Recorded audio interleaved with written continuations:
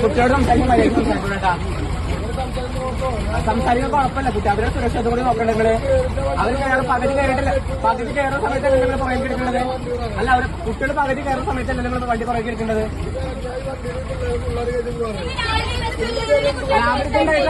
അവർക്കുണ്ടായിട്ട് അനുഭവമാണ് അവർ പറയുന്നത്. നമ്മൾ പ്രശ്നം ഉണ്ടാക്കേണ്ടി വന്നില്ല.